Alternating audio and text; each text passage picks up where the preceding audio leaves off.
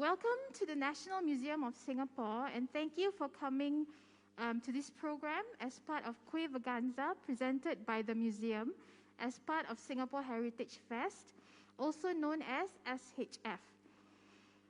Kueh has become a part of Singaporean culture.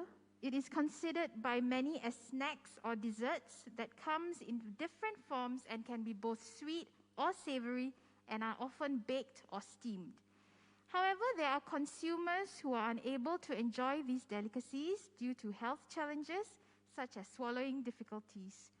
In this afternoon's program, we will be exploring how the themes of food and medical meet, how individuals have innovated to recreate and represent heritage food such as kuehs for people with swallowing difficulties. Our speakers today are from GentleFoods, and they specialize in creating molded pureed food that is familiar, safe, and nutritious that helps in stimulating the appetite with the way it looks, tastes, and smells. They hope to bring the joy of food back into the lives of people with swallowing difficulties, also known as a condition called dysphagia, using specially created food with the aim of bringing back the positive and joyous relationship with food. Before we begin, I would like to remind everyone to remain in your seats and masked up throughout the program. If you have questions, please use the QR code provided earlier at registration to post your queries through Pigeonhole, and we will try our best to address them during the Q&A session later.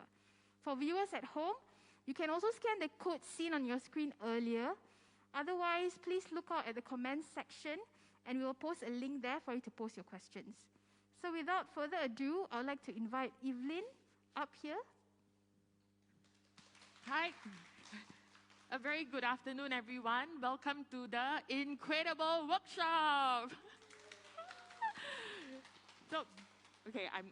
So my name is Evelyn. My surname is Koo, so you can call me Eve, Evelyn. I'm a speech and language therapist.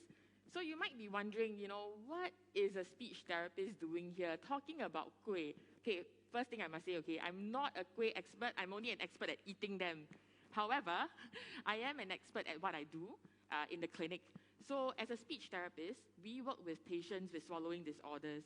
So in today's workshop, if I can just have the PowerPoint, I will be sharing with you some of the origins of kueh. So I'm not so much an expert, but in our company, because we are the only company that sells therapeutic diet, such as locally made kueh that is pureed, we have done quite a fair bit of research, about kueh, and later on, my colleagues will share with you. I will share with you some interesting facts about dysphagia. You may or may not know someone with swallowing disorders, but it is actually a prevalent condition in Singapore as we age.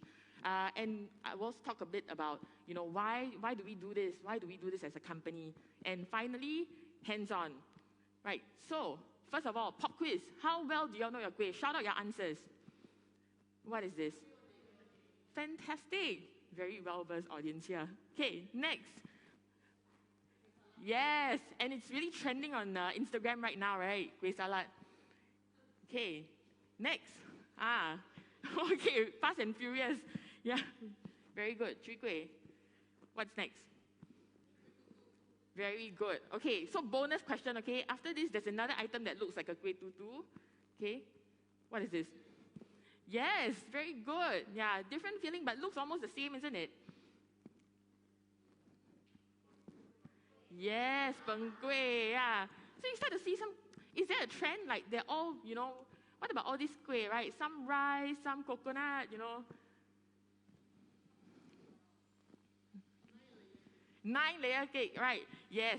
And actually, it's also quick kueh lapis, and then we know kueh lapis as the brown one, but yeah, it's 9-layer lapis, 9层糕 as we call it. Next. What's that? Yeah, 油条油炸kueh. What do you all notice, about this? All these kueh. They're quite different, isn't it? So, of course, this one very important. Yes, that's what we're here for, Uncle Kueh. That's right. So, when we talk about the origins of kueh, right? Okay, this thing comes up. It's a chicken and egg issue. If you look it up, even the academics cannot come to an agreement about the origin of kueh. Who started it? Chinese, Malays, Eurasians, okay, the jury is out there. Nobody really knows, but we do know some stuff. We know that kueh originated in Southeast Asia. So, nobody knows exactly which country where it started because it exists across the borders. I remember very vividly when I went to Vietnam, pre-COVID days when we can still travel. Wow, very interesting. The kueh looks exactly like what I can buy from the market, but they have their own Vietnamese name for it. And we also know, okay, that kueh is actually like a Malay word, Hokkien word for cake. And if you look at the earlier pictures, right, the trend is they're all bite-sized. You don't eat it as a main course, you eat it as a snack, as a dessert. So that's the common theme. But it can be sweet, it can be savory, you can bake it, you can fry it, you can steam it. So quite interesting, this kueh is very uniquely Southeast Asian. And because the earlier Peranakan settlers moved across the whole Southeast Asian region, right, and the Nyonya ladies, they made it. So commonly we call it Nyonya kueh. But actually, Chinese also have it, Malays also have it, Eurasia, yeah. So right now, it's very essential to our culture. We're very proud of it. Some of you might have seen some stickers or memes like Uncle Kueh Girl. We're very proud of it. Yeah, and it's really just a big part of our culture and our identity. We're very proud of our kueh. So as I mentioned, actually, GentleFoods, right, we're not a kueh company. We are a therapeutic food company, right? And what we do is we produce food. Our vision is produce food that is appealing, that can actually help people with swallowing disorders, difficulties, enjoy food again. And one of the things we feel is really important that you cannot find anywhere, So yes, Japan's very big on therapeutic diet, Australia, but we're the only company that produces pureed kueh. Where else can you find this, right? So swallowing difficulties. Hey, does anyone here, you can show your hand or you can shout out, do you all know anyone with dysphagia? Yeah, okay, I see some hands. Yeah, thanks for sharing. It's interesting because, depending on maybe where you work, and if you work in a maybe nursing home or a daycare facility, you might meet people with swallowing disorders. But if you don't know anyone with dysphagia, good, right? That means there's nobody in your family who is sick or who needs it, right? Have you ever wondered what goes on when we swallow? Because it's so automatic. We don't think about it at all, right? But in fact, it's a process that involves many, many muscles. Okay, let's take a look at the video. So that's us, 3D animated view. You see bits of food, could be chips or whatever. It becomes one, what we call bolus. It goes down the throat and then it slowly travels down.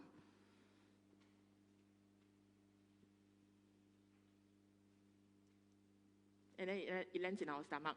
We don't think too much about this because the whole process from the mouth until our stomach, right, takes mere seconds, right? But if you have a swallowing difficulty or if you know someone who has a swallowing difficulty, this is a traumatic process, trying to swallow. So we talk about the phases in swallow. This is the part where it's a bit clinical, technical, but please bear with me. Important, right? Good knowledge. So when we talk about swallowing, right, we say oral prep. How in Mandarin we say 色香味俱全, right? Like you want the food to taste and smell good. If you see something that is appealing, it will make you want to eat it more, right? So there's a preparation. Your mind actually prepares your mouth. Like you salivate when you see food that looks amazing and smells amazing. So your mind is preparing. And the food, you put it in your mouth. Think about the food that you eat. If it's potato chips, crispy, crunchy, you need to be able to chew, right? So if at any point of time during the oral phase, if you have a weak tongue, right, because of a stroke that happened, or maybe another condition, let's say a child born with cerebral palsy, then you wouldn't be able to chew your food properly. You can't eat chips, right?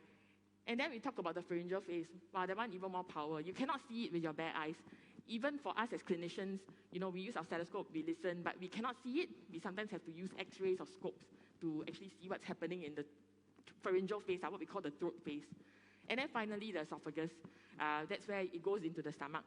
So at any point of time, if any muscles or nerves are affected during the phases of swallow, it can actually really make this person not be able to eat food that they want to eat. So what happens when someone has dysphagia? Let's watch a video.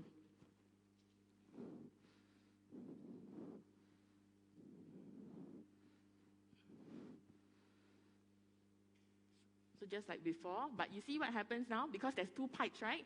One that leads to the stomach, and then this is the one that goes to the windpipe. So there's an explanation why this happens. So let's say this is actually water. They're illustrating water.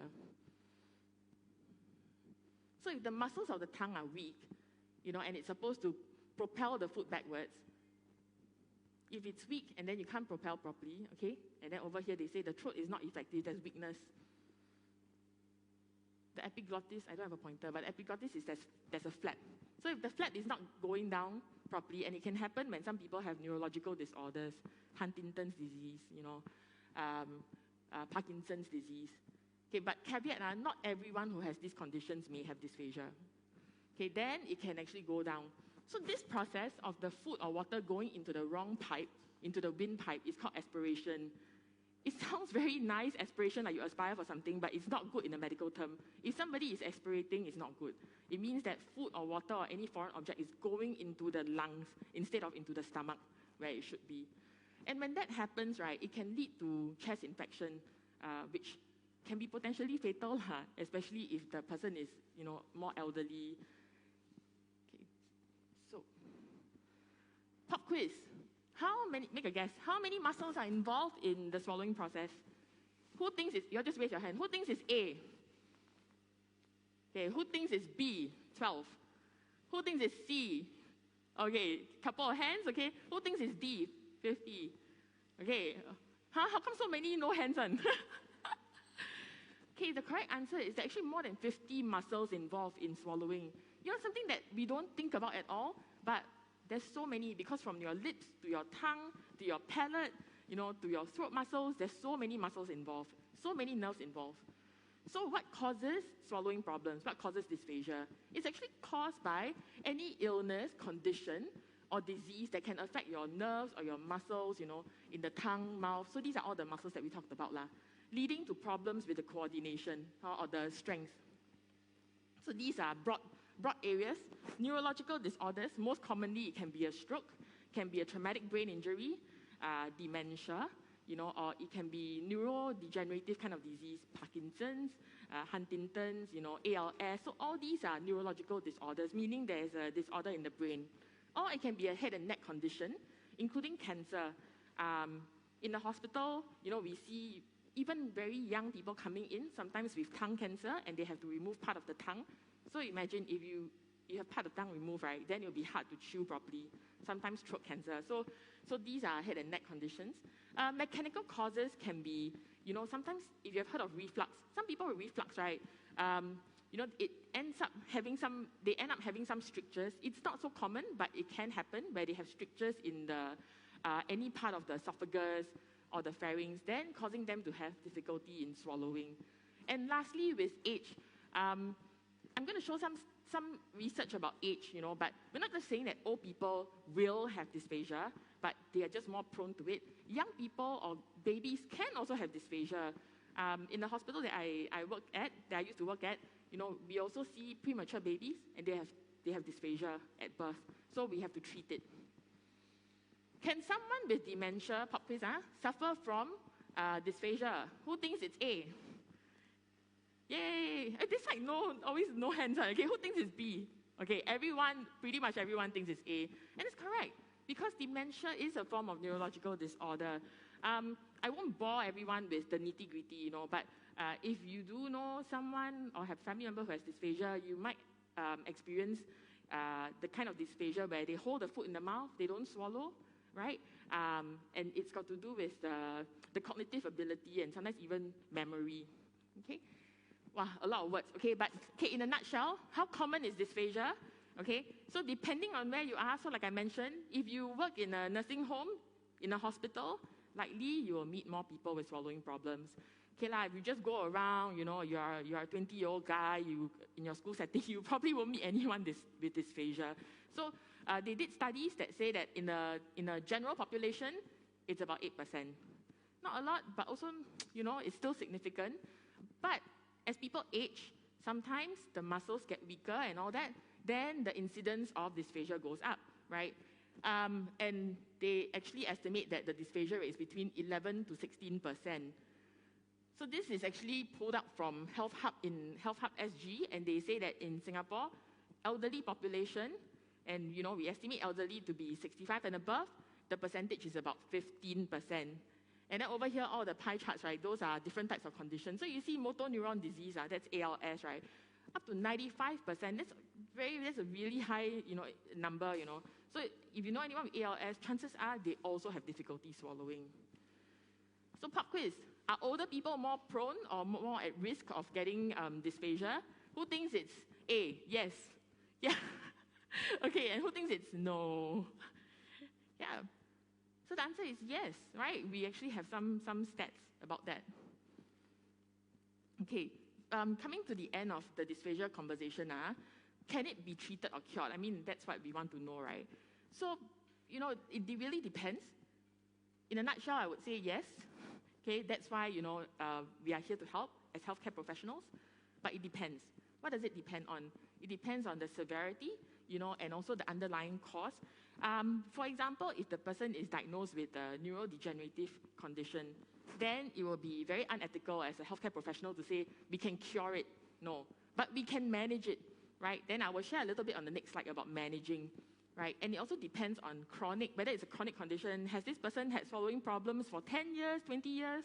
Is it a progressive condition, or is it stable, what is it, or is it temporary? Some patients come to us, they had a maybe milder kind of stroke. And then for the first 1 week, right, they really cannot swallow, or they say, wow, every time I drink water, I cough, right? So there are some symptoms to this whole swallowing problem. It's like coughing when they eat, or they feel that something is stuck in their throat, or they throat clear a lot, like they do, or sometimes it can be delayed cough, or they feel breathless. So they experience all this. So the person with stroke, right, actually may have a temporary dysphagia, just a couple of days, and then they start to improve because the muscles are strengthening and improving. Okay, so we can treat it with, making changes to their diet or to the fluid that they drink. If you know anyone with dysphagia, we thicken the fluids, because water that is not thickened, right, flows very fast. Remember the video we watched earlier? If any part of the muscles are moving slower and the water is rushing down so fast, what's going to happen? It's just going to go down the windpipe. So what we do is sometimes we thicken, or sometimes if they cannot chew, we puree the food, right? We modify the diets, and we can sometimes change the posture. So if they have stroke on one side, then we say, okay, you might need to turn your head whenever you swallow maybe to the stronger side, so that the food is directed to the stronger side. So depending on the condition, no one size fits all, very customized treatments. And we also teach exercises. And lastly, we never want to put a feeding tube, what we call like a nasal gastric tube, or even a stomach tube. We never want to do that, but sometimes there's no choice, right? So we always consult the medical team, and then we come to a decision. But if you know anyone who might have swallowing difficulties, that means you know that they're coughing, they're throat clearing, they have breathlessness when they swallow, please, consult a doctor, consult a speech therapist. That's the thing to do. That's the best thing to do. Okay, last question, pop quiz. Is modification of food consistency a form of treatment for dysphagia? Who thinks it's A? Yes. Yes, very good. And who thinks it's B? Okay, no, everyone thinks it is. And yes, indeed it is. So that is the purpose of why we do puree food, because there is a need for it as our population ages. Right, and with that, I'm going to introduce the next speaker. So my colleague and the founder of the company, Yiru. So Yiru is a visionary when it comes to food. And she'll share her personal story why there's a need to do this. Right, okay, Yiru, yep. Thank you. Yep. Thanks, Evelyn. A very good afternoon to all you guys. Welcome to this incredible workshop. So I hope you guys will be very, very hands-on, and later my food tech is going to teach you guys how to do it. So let me get to why I started this company. I was in an MNC doing a very high-level job, and it's like there's no way that I would think that I would start a company like this because of my grandmother. Because towards a dementia stage of her life, she was on puree diet, and it was very sad to see that it's very blended. It looks like a bowl of, you don't know what exactly is that. So I was thinking, this is the end of life. There's nothing else that you can eat. It's like all blended. What can you do? So when I was in A-Star, before I took up to start this company, I was looking for technology. I was looking, what can we do in food? Because I was in healthcare, I was looking after medical devices, things like this. But then what can we do with food? So I decided, why not we try this? Just start a company just to link medical health to food. I think at the end of the day, food is like the medicine to our health, right? So like what Evelyn said, basically our company wants people with swallowing difficulties to feel hungry again. And look at what we want to make everybody happy by creating all this puree food that looks very appetizing and it stimulates. So we offer this solution of frozen molded food. So it's very convenient. You don't need to puree them anymore. Everything consistency is being tested by our team in the factory to make sure that this is all the standards that we achieve. Okay? And look at this. This is what my grandmother was having for her last stage of her life. Every day was like this. And it's very unappetizing. And they just, no appetite. They don't feel like eating, malnourished, and a lot of food wastage. And I see this every single day in nursing home and hospitals. Because recently my dad was in a hospital and he was on puree diet. He just doesn't want to eat because it looks very unappetizing. So what we want to give back as a company is time to the caregiver. So if any of us are looking after someone who is sick at home, we have so many things to manage, their daily needs, their medical needs, or whatever you can have. So we want to make sure that the nourishment by engaging the appetite, and eating is just not one person. It's the joy of everybody eating together. Especially now that COVID is here. We want to feel happy just eating together. Memorable flavors to senior, because sometimes things that you want to eat, like we're going to share with you how we recreate kueh into something that is soft enough to swallow. So this is what we are doing right now. If you go to our website, you can see the chicken is real chicken. It's not just powder. It's potato. It's not even potato starch. So we puree all this chicken in the factory and we mold it. It's a long process, but we make sure that they are on a certain consistency. And they are in packs of 6, many flavors out there. We have snacks, and we're developing a lot of snacks right now because we found that there's a lot of lacking space in this snack space. And we're also looking at fruits puree, something which is patients can eat as well as normal people. So you can see our kueh, our kueh, and our chongfan. So these are all puree. You don't need to bite. You just put it in your mouth and you swallow. So a chai paw on top, it looks like it's all puree. So it's real chai paw and we pureed it. So why kueh? I think this is something which we do a lot in our company. Every single week, the team will say, hey, what should we develop? We had actually a whole year plan to look at, what else should we develop? So it's a very food tech and medical-driven kind of development when we do it. So kueh, that is a red tortoise cake, right? So they can only be, they are usually served at the newborn's baby, they eat this. And also the elderly, when they have their birthdays, they eat all this kueh. So they are made up of, if you recall when you buy kueh in the market or somewhere else, it's very chewy, right? So how do we make this not chewy? Maybe you guys will guess what's included inside there, okay? And the fillings, well, when we developed this, right, we're thinking 3 different things, whether it's mung bean, whether it's peanut, or black sesame. And then the team say, well, peanut, sometimes patients get a bit sticky, cough, allergy. We will not launch that. Black sesame, is black sesame safe? Then Evelyn say, better not, we better do something that's safer. That's why we came to mung bean. Mung bean is very, very high in protein. We have our dietitian there, Jia Min. So any questions with the nutritional or whatever, please direct to the dietitian. So, all right, I will not spend so much time, keep on talking. I think you guys have already listened enough about this medical space and the company. So, can you guys open your blue little bag and see what you have for today's hands-on? You have your gloves. You have the trays. You're going to bring all this back, huh? There's no freezer here, so we cannot freeze the kueh. So at the end of the layering, what we will do is we'll wrap it up for you.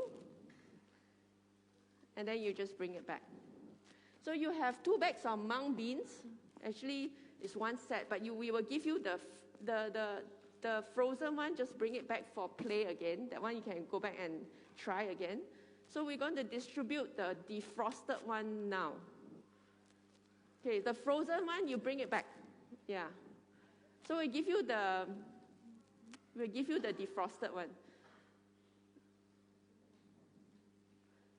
Yes, yeah. So I will ask Angie, maybe before you guys start, watch our food tech Angie to actually go through the whole process of how we layer this ang ku kueh and then we make it available on sale online. So use the defrosted one. The frozen one you can bring back and put in the freezer and play again. So you have 1 ang ku kueh tray, you have 2 spoons, wear your gloves.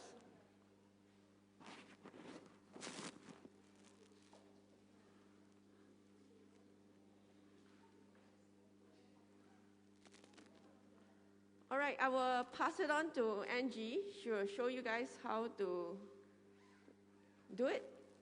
Hello, mic test. Hi everyone.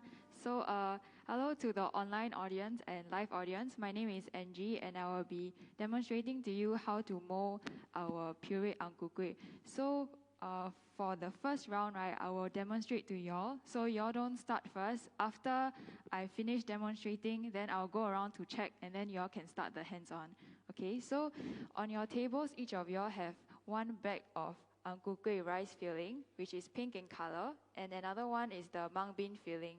So first of all, I also have 1 with me. This is the rice filling, and then you will have 2 spoons with you as well in your bag, but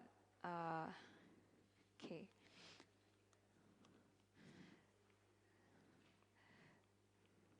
Okay, so I will take about maybe a spoonful of the rice filling, and then I'll cover as you can see for the mold, right, there's if you can see, no.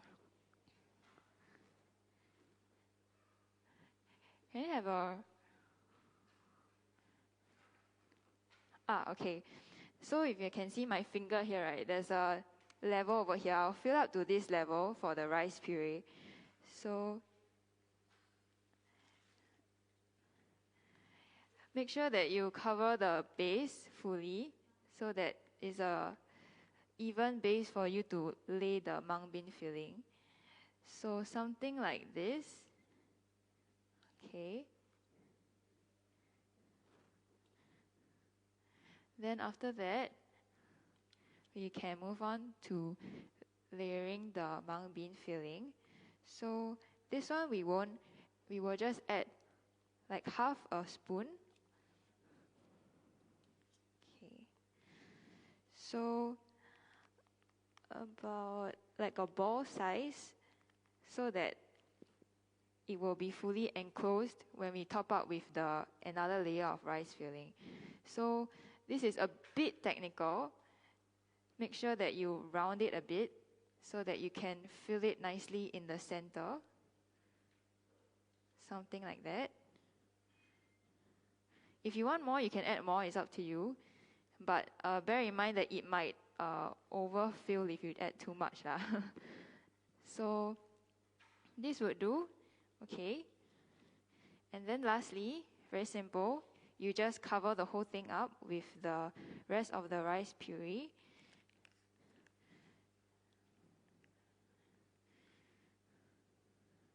Okay.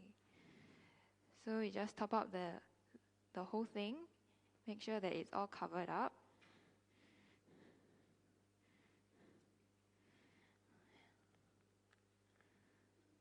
And later I'll also go around if you have any questions or if you need any help.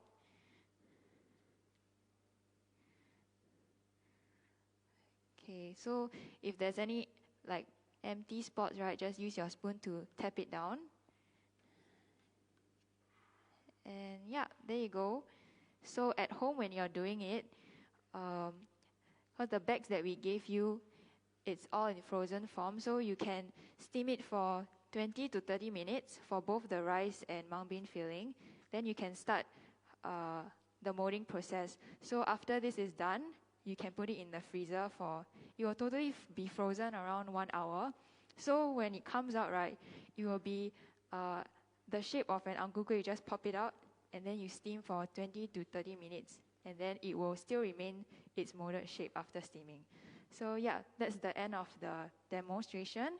You guys can start with the hands-on experience and I'll go around if you need any help. Thank you.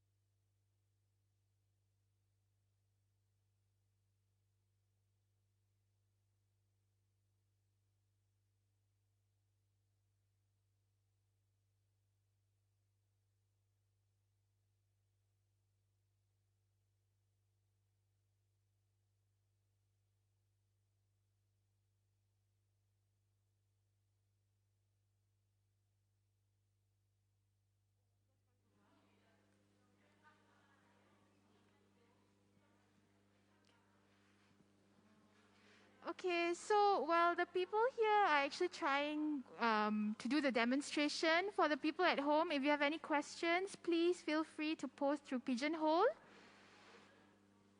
Okay, we'll try to address them during the Q&A.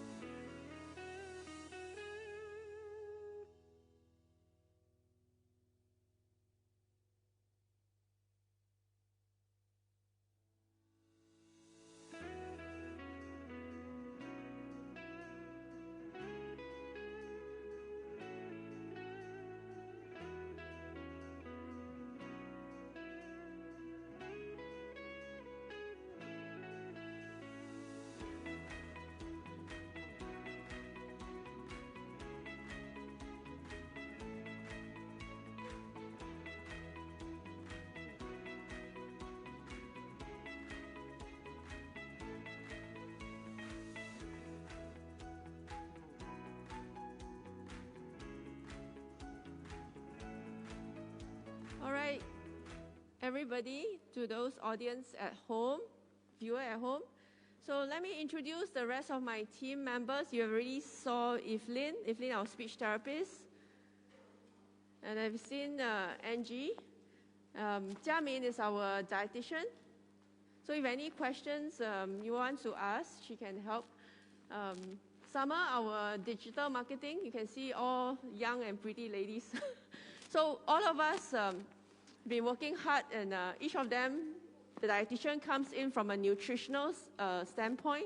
So she does all the all the ingredients, all the food that we develop in the company has to pass her in terms of nutrition. If not, sorry, this product cannot go out and market. So this is why we have a dietitian in our company. And food tech is very important because she does all the chemistry behind. I'm not a chemist, so a food technologist is very important as part of the company. She does all the R&D, knowing what are the new development, new latest technology. Well, without our marketing, our digital marketing, everything is digital now, online, so she does all the marketing for us. So if you want to see new things, Facebook, Instagram, website, or events, so she does all the write-up for us and all the marketing collaterals. Evelyn, she gave us a long presentation from a clinical standpoint. I think we always learn a lot from her. And we are going to set up our retail front soon. There'll be more hands-on, but you know, COVID situation doesn't help. So anybody here or at home, please use the QR code that was provided or the link that was provided to pose your questions. So over here, I have a few questions, so perhaps one of you can address them. How do I recreate dysphagia-friendly food using ingredients and common kitchen equipment at home? Is my mic on? Yes, Hello? Yes, you're on. Yeah, so first of all, the most important is a good blender. That's very important.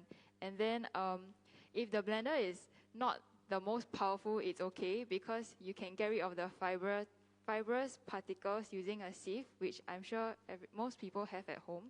And then sometimes, because the ingredients that we use might be different from yours, ours is more specialized. Maybe you can use potato starch to thicken up.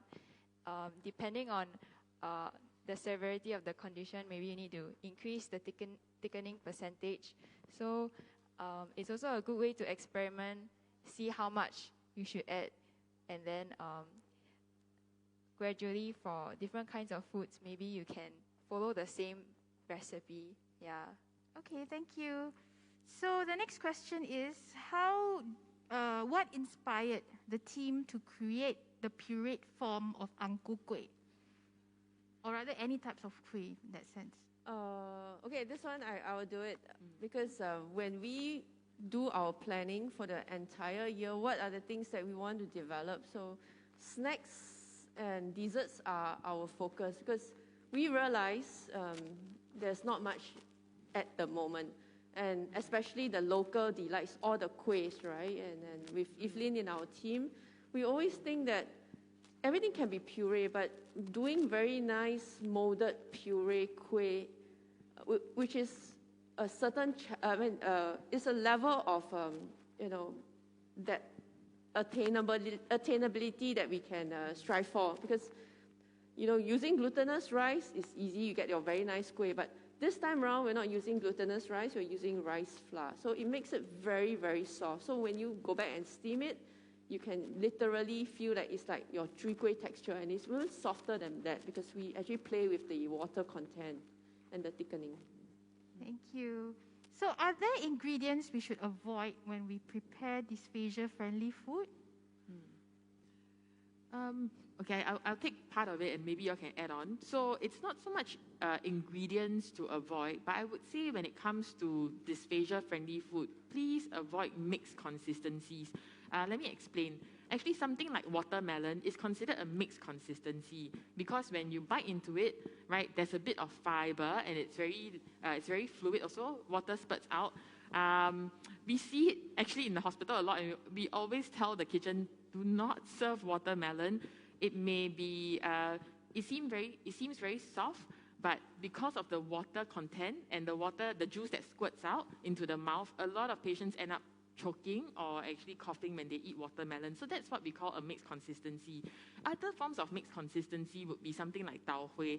Tau hui, there's tau hui and then there's the zui, right? And then when you eat it together, there is a bit of the solid and a bit of the liquid. That's also a mixed consistency. So when it comes to dysphagia-friendly food, that's quite a big no-no. Yeah. But I don't know if you want to add on about the ingredients part. Yeah. So for my perspective, we know that we cannot, the food development aspect, right? We can't do all the sticky stuff. And we try to avoid those sticky ingredients like your gluten flour. Even when we observe, we were trying to develop bread pudding. We tried so much, avoiding all this bread because gluten gives you that kind of so things like this we will avoid. So we'll look for things that kind of very, very smooth. So sometimes we use yogurt to blend, or we use coconut milk, we use milk to make it very, very smooth.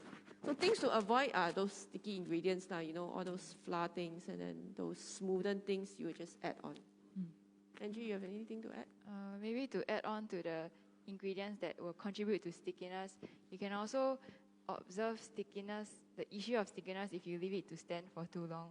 So sometimes ingredients might not look sticky at first when you blend, but over time, if you leave it to sit for maybe an hour, it will definitely show some stickiness in texture. So that is something that you have to look out for. Yeah. Okay, thank you. So earlier on when you're doing the demonstration, I noticed that you've been using spoons to actually mold the InKUEHdible. So there's a question here, said that are we able to press and mold in our hands before actually putting it into the mold? Like, will it affect the texture of the InKUEHdible eventually? Oh, you mean instead of spoons, use hands? Is it? So they are maybe boil it using a hand and then pressing it into the mold thereafter. Is there any difference? I don't think there's a difference. But to be sanitary, because now we have the measures, right? I think it's best to use spoons. But because also to clarify, like I noticed some of you have difficulties molding, right? Because I think we don't have a steamer right now on hand. So if you steam for 20 to 30 minutes at home, before you start molding, the texture and how you mold it will be much, much easier. So that would alleviate a lot of problems that you face while you're molding. And then just to clarify, since I'm on the topic, because I also get a lot of questions while you are molding. So you have to steam first before you mold. Then after that, freeze it. Then pop it out. So pop it out using the palm of your hands. That will be easier. Because if you piak like that, your thumb will be very painful. Because I've done that many times before. So use your palm.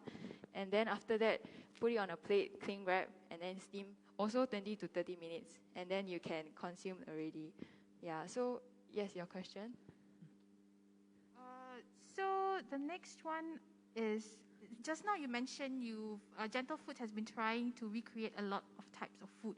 Is there any particular food or kueh that is very challenging as compared to the others? Any memory of any food that is very challenging to recreate pureed form? Maybe I can answer this one. Actually, one of the really amazing and fantastic things that we did, right, was to recreate pineapple tarts for Chinese New Year. And we actually did like a island-wide donation drive to nursing homes and gave pineapple tarts that were pureed to nursing homes, right? And I wasn't so much involved in the recreation process, but I observed, because, and I know how difficult it is. Actually, making the puree pineapple tarts was more difficult than making an actual pineapple tart because of the R&D and the multiple steps that went on behind it. So maybe I'll just let the people who did it talk about it. Yeah. Yes, the team wanted, because I bake a lot during Chinese New Year. So they'll say, why don't we try pineapple tarts this year? And I had to go back, think about, hey, how do you create that kind of, because when we puree the crust, right, if you start just putting all the ingredients inside and then just puree, it doesn't give you that very bakey, crusty effect. And I had to add 2 to 3 more steps before that. I mean, this is proprietary knowledge, because this is within our company. And then after that, we have to puree. So when we finally finish the product and send it out for tasting within the team as well as external folks, they were saying that, hey, this is amazing. They could taste the crusty effect of the base because, you know, sometimes puree cannot taste, right? And then the pineapple tart, we actually use fresh pineapple to puree. We did not go and buy the whatever that's available in the market. And that whole process can take us 2 days just to puree, do the additional steps, and to finalize that pineapple tart. And right now we are trying another, I don't know whether we'll make it there, the 粽子节, the rice dumpling. You see, there's glutinous rice again, right? So we have to figure out how do you do rice dumpling in a triangular form and it stays like this. That's something that we are thinking about, and not sure whether we'll launch it, but we'll try. Okay, the questions are actually coming in quite a number of them, so I'll just probably give out the last 3 questions. So the next question I'll ask is probably related to the earlier question about creating food at home using normal ingredients. So there's a question here that said, how can I create tasty yet nutritious dysphagia-friendly food at home? Perhaps is there any ingredients that you can recommend that you can add to make it more nutritious and tasty at the same time? Nutritious. Maybe Jiamin, you want to answer that? Well, nutritious, definitely the dietitian will have to come in. But, you know, from creating puree and nutritious food, I think just use whatever you're cooking for the family. I mean, you cook your fish, right? I mean, that's really very nutritious. I think fish is one thing that nutritious enough. And you just puree. I mean, just steam your fish, puree in a blender. And if you want to add more calcium to it, what we do is you add milk and then make it smoother. I mean, that's a very simple dish. So any kinds of fish, you just steam it, and then you just put a blender and just add additional milk to it and then make it very smooth. I mean, this is something which I think will be very nutritious. Okay, Jiamin, you have anything to add from a dietitian standpoint? She need a mic. Oh, okay. Yeah. Oh, you.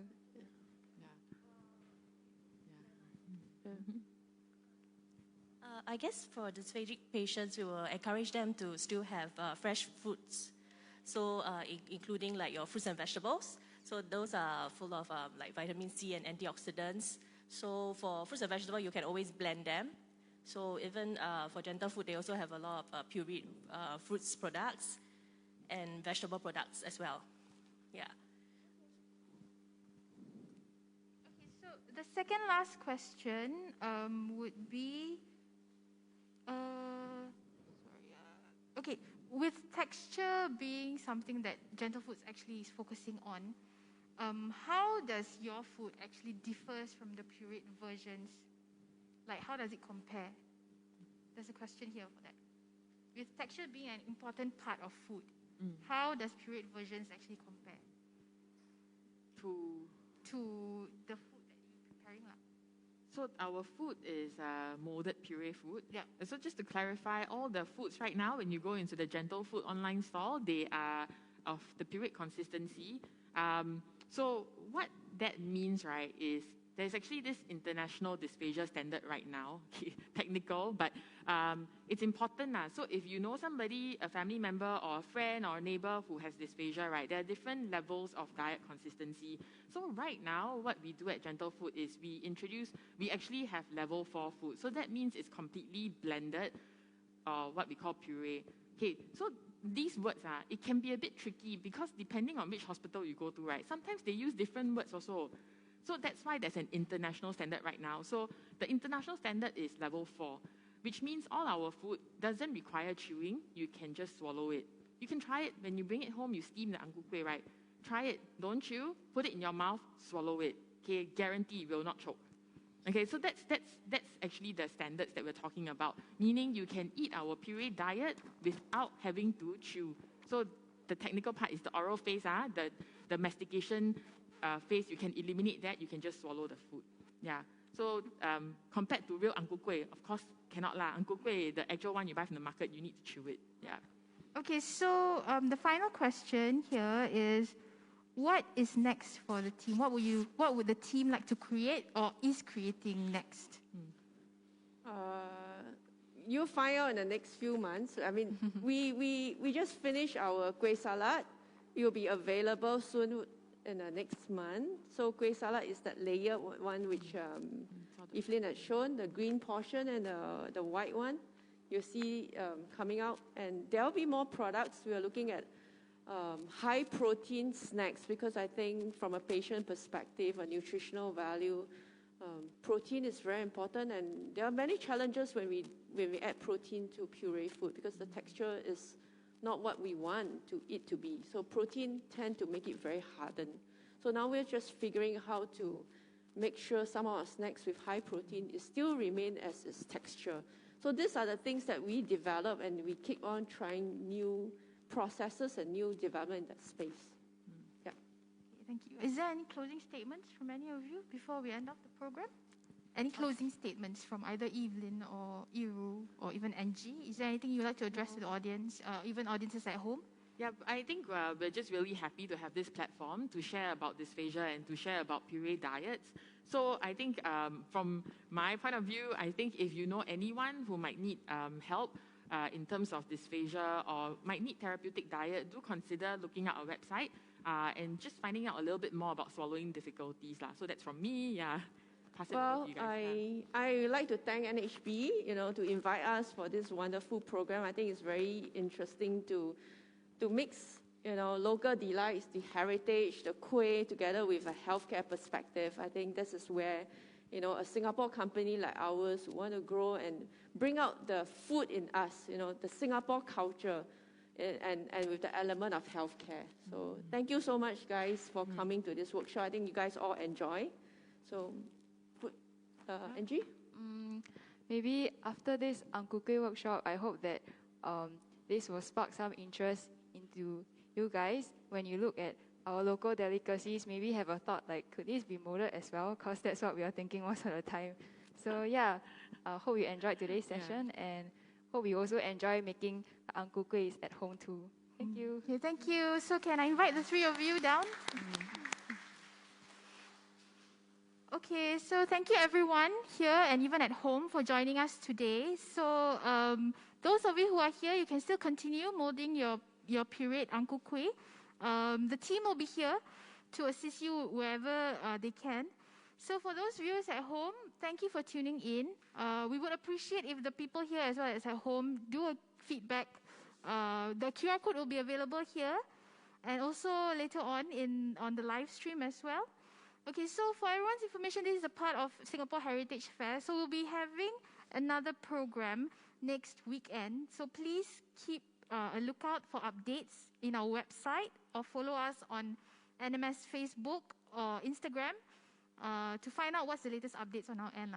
Okay, so thank you very much. We hope you guys enjoyed the program. You may still continue to stay here for those of you who are here. So thank you.